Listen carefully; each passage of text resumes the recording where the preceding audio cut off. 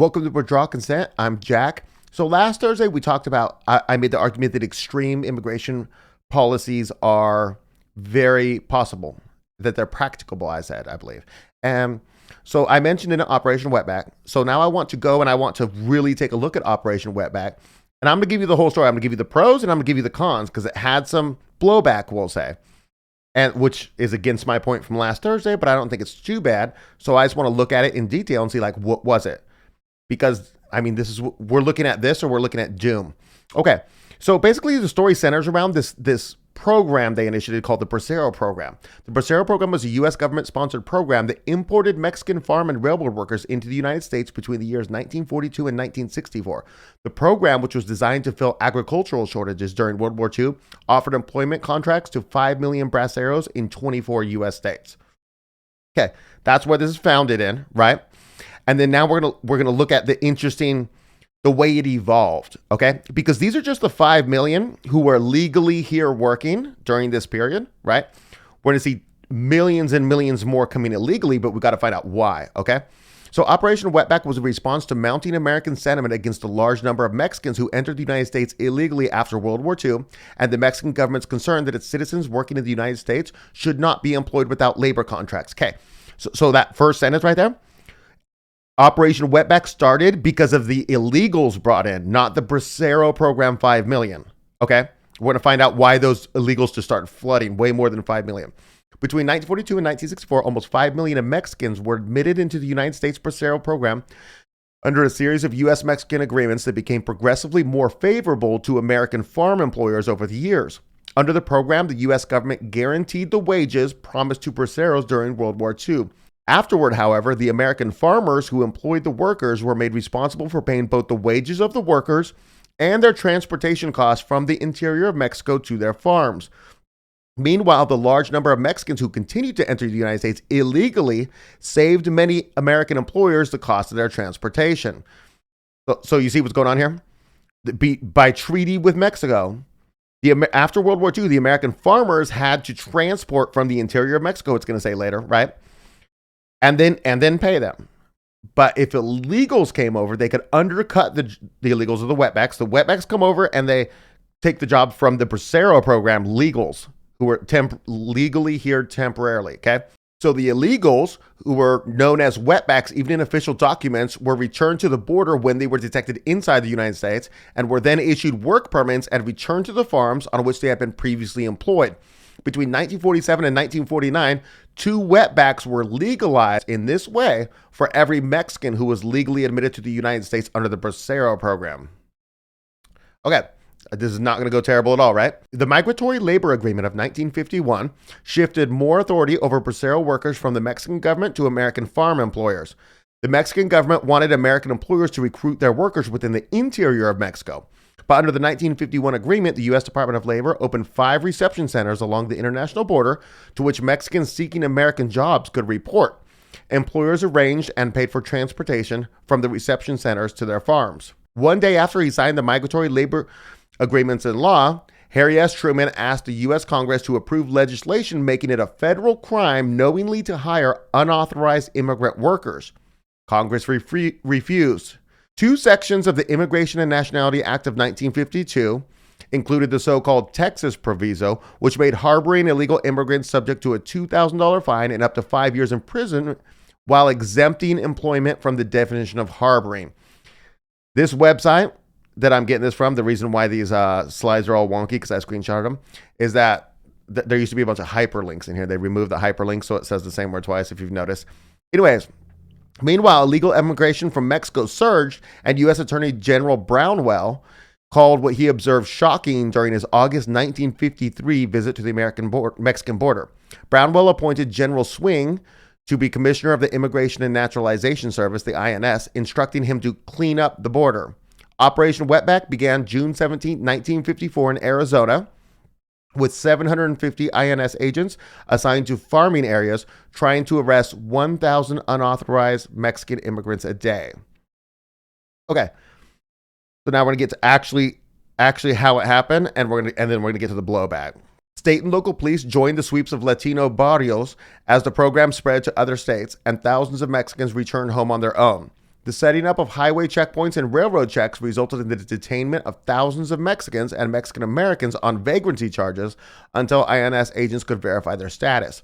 When the INS ran out of funding in mid-September 1954, the operation was halted.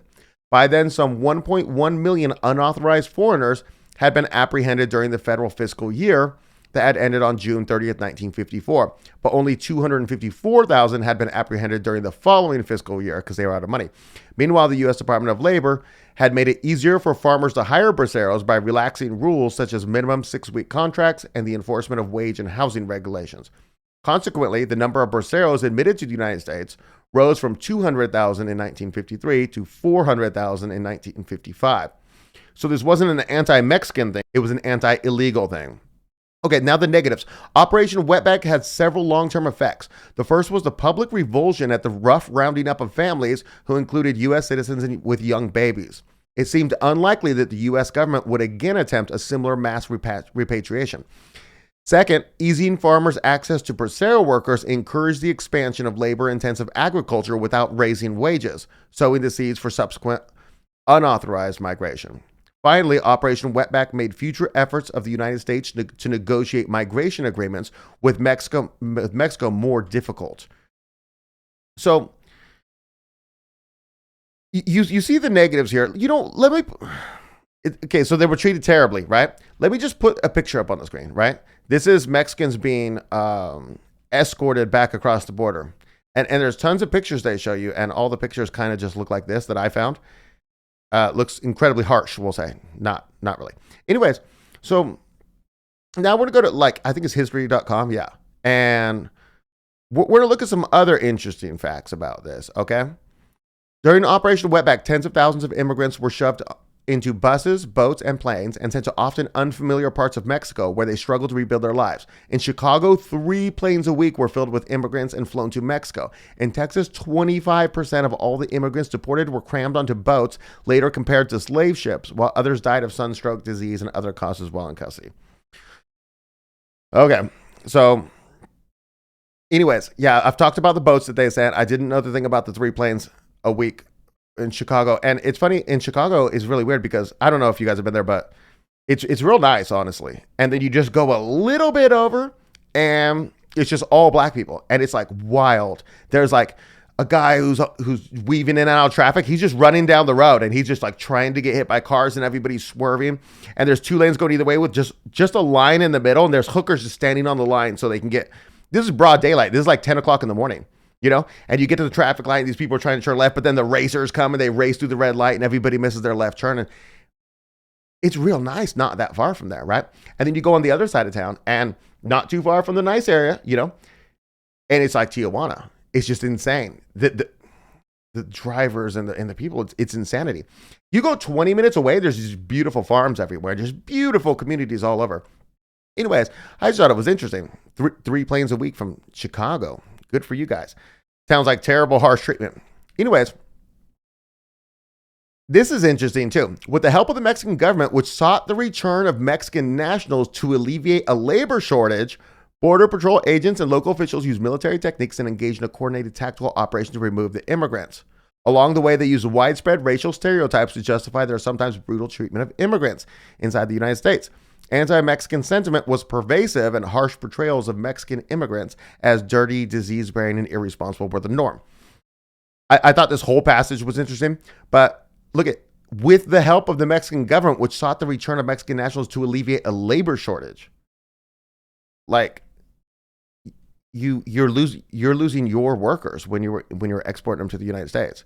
And if you're not losing your workers, if you're losing your intelligentsia, and it's like a brain drain, that's terrible for your country. Either way, it's terrible unless you just aren't good enough at governing that you can create an economy that has jobs for everybody. So anyways, I thought this was interesting. I like how they worked with local officials to figure out who was who. And there's no way to do it without violation of constitutional rights because, you know, your 4th Amendment right to be secure in your papers and stuff. And there's no way without just, I mean, stereotypically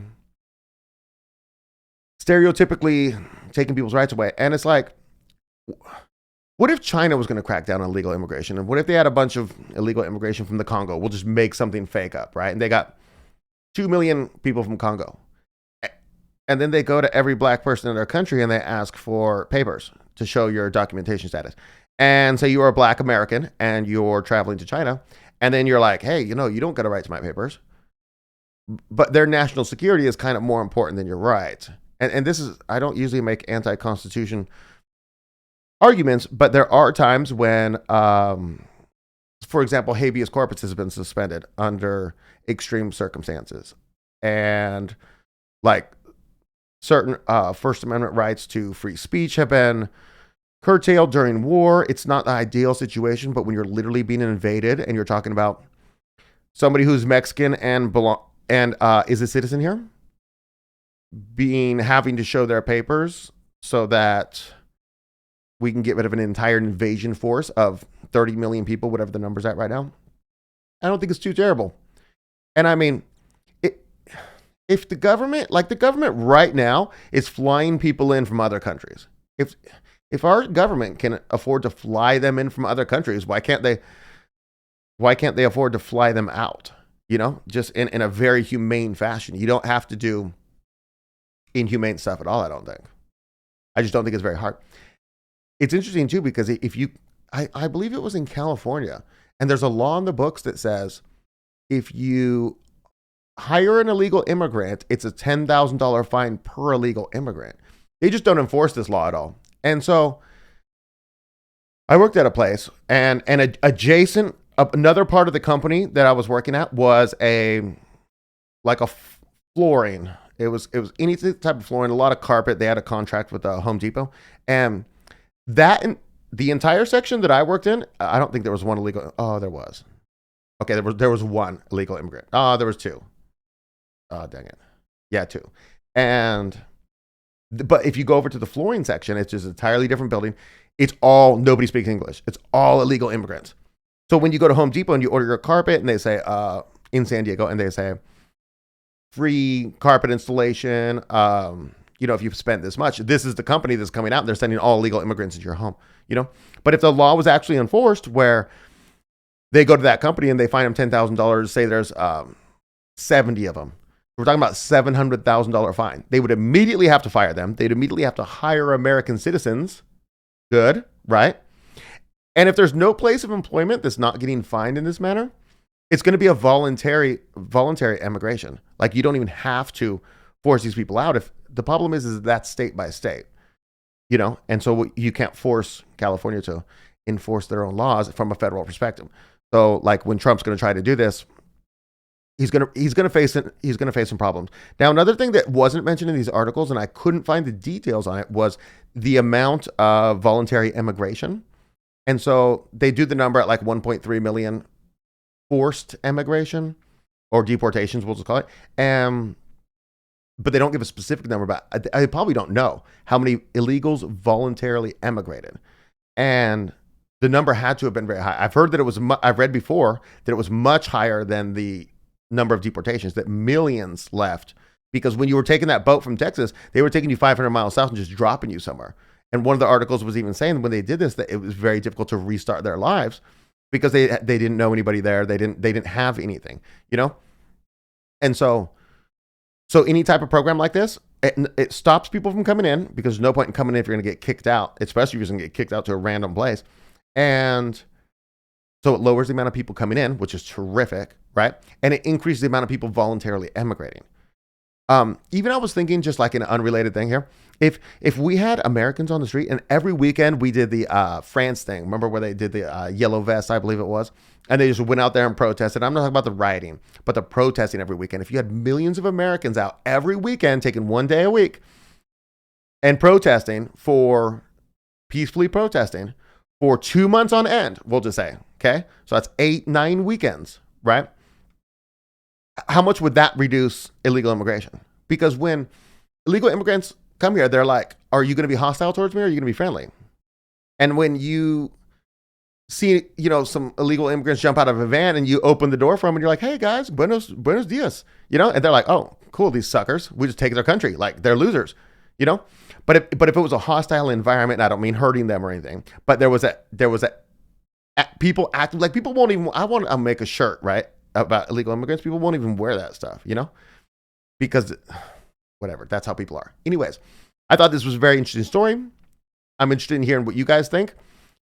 I don't know if Trump does get elected and there's no election fraud. I don't know how he would do it because he's always very vague about this. I believe Tim Pool asked him about it, and somebody else asked him about it recently too. I can't recall who that is, but in an interview, and he's very vague about it. And he's like, "Oh, it was Dr. Phil, yeah." And he's very vague, and he's like, "Oh, you're gonna be very happy with what we do." He doesn't answer the question. Tim asked him twice, I believe, and he won't say particulars, which is a little sketchy. Maybe he doesn't know exactly how he's going to do it yet, and he needs to get those advisors in place. But it's still interesting to see historically how it was done. And good on these guys for getting it done. Okay, I hope you enjoy that, and look forward to seeing you next week.